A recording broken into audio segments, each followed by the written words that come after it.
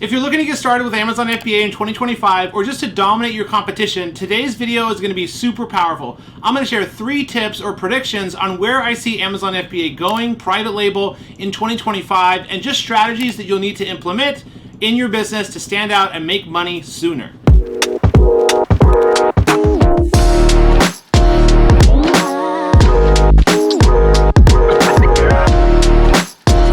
Welcome to the channel. If you're new, welcome back. Those of you who are my subscribers, my name is Brian Noonan. I'm a full-time Amazon FBA seller, mentor, and coach. Right here on this YouTube channel, I release monthly videos covering everything Amazon, e-commerce, and personal development.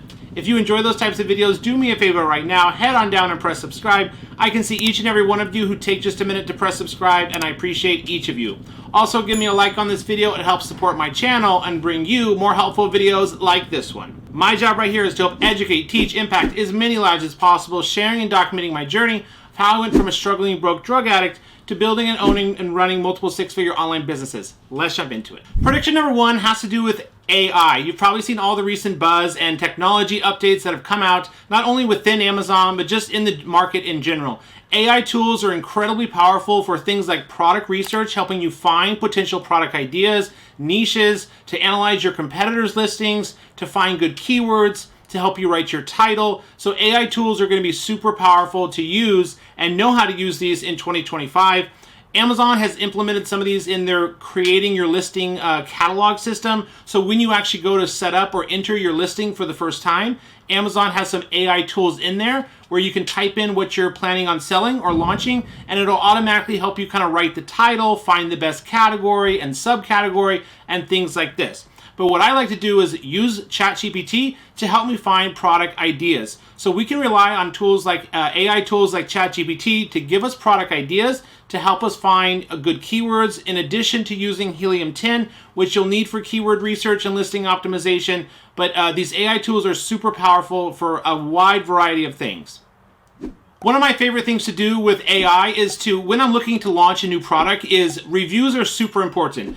The more reviews that you can get, the faster, the better your product will sell. But during the product research phase, what we need to do is actually look at your competitors' listings and see their reviews, their 1, 2, and 3, and even their 4 and 5-star reviews. But what are their customers who've purchased their product complaining about, mediocre, maybe just don't really like about the product, and what do they love about the product? You can copy and paste, download, copy and paste into ChatGPT your competitors' reviews, and it'll analyze for you the top themes or topics that customers are describing the most, common issues and things that they like about the product. This will help you with product development, product design, to make sure you're making your product better, which is going to be super important for prediction number 2. Prediction number 2 is just the importance of brand building. This one is huge. When you're launching your first product, don't feel too overwhelmed thinking you have to start this huge, large brand like some of those huge ones you see out there in the marketplace. But eventually, you do want to get to a point where you're selling multiple different ASINs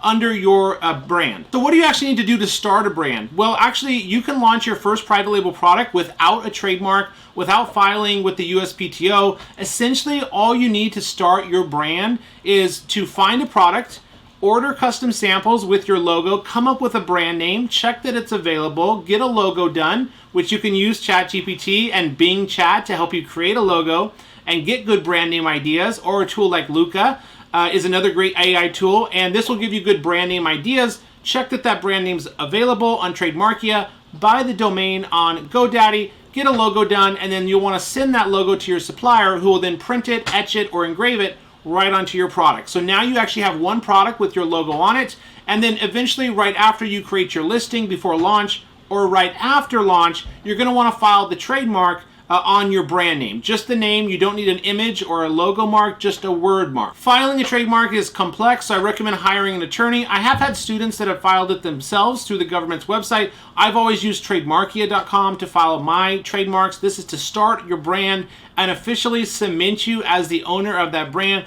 Once you file that trademark, as soon as 1 week after that, you're going to be able to get Amazon Brand Registry. With Amazon Brand Registry comes dozens of tools and resources that Amazon gives only to brand registered sellers. These include things like Vine program for getting reviews, brand analytics, able to run sponsored brand ads, storefront ads, sponsored display ads, a wide variety of more tools that you'll get if you're a brand registered seller, and that just requires filing a trademark and those steps before that. One other really important thing when it comes to building a brand is your profit margin. We want to sell products that make money. Too often when I see new sellers launch a product and it doesn't do well, or it's not making money, or PPC is eating up all their profits, it has to do with the price point, which comes back to product research. Not diving into the numbers, the analytics, and really understanding what am I paying my supplier for the product, what is Amazon going to charge me in fees, for referral fees and fulfillment fees and storage fees,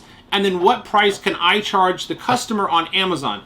Those three things are super important, that you do profitability calculations accurately so that your product is profitable. You also want to have multiple different improvements or differentiation points with each of the products that you launch so that you can charge a higher price point because your product is so superior to your competitors. This will help you with things like Chinese and hijackers or hijackers in general, jumping on your listing and lowballing or undercutting your price. You know, really building this brand and having a product that stands out because of multiple different reasons, plus your brand awareness that you build with social media and influencers and things like that, and positioning in the marketplace will help you be able to make more profits and sell at a higher price point, or sell at a higher price point and make more profits. Prediction number 3, and the final one, guys, is going to come down to product research. Too often I see new sellers launch way too competitive products that just simply don't have a chance because there's just already dozens or hundreds or even thousands of other sellers already selling that product, and they didn't do a good enough job with the product research. Where I'm going in launching new products is finding unique products with less than 30, less than 15 sellers already with that product on Amazon, validating through keywords and target market and competition analysis that there's good demand for that product, and then becoming one of the first 30 sellers with that product on Amazon.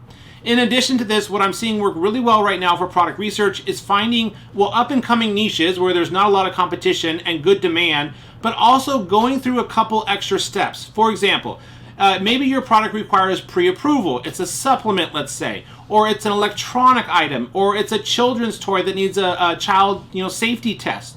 Going through a few extra steps like this, you can actually plug in what the product is in the Amazon's catalog. You can search for it, you can show limitations, and see exactly what you need from Amazon to get approval to sell that item. So even if you're doing product research and you see a product is restricted because it needs pre-approval as a topical product, this is actually pretty easy to get around. All you need is one product in a box with the manufacturer's name and address on it, and then your UPC or FNSKU code, the item number, things like this. Then you submit that to Amazon and they give you approval to sell topical products. Okay, those include things like cosmetics and supplements, and now you've just gone through an extra hoop that 95% of other sellers won't consider and won't do, and that just weeds out more competition and makes it easier for you to jump in there as a new seller and start making money. Finally, I just want to say, just start experimenting with these tools. If you're a new seller, get Helium 10. They have great resources and trainings in their Freedom Ticket, which comes along with the Platinum plan where you can learn the entire process. I have my Amazon FBA Mentorship program, which is the best mentorship program out there, where you get step-by-step help, not just group calls, and things like that. You get one-on-one 6 to 8 Zoom calls with me personally, where I walk you through the hardest steps, like creating or product research, setting up your Amazon account and business, entering the listing, doing the FBA shipping plan, communication and negotiating with suppliers, shipping from China, and international regulations. All these different things come along with that. I hope you found this video valuable. Thank you so much for watching. I'll see you on the next one.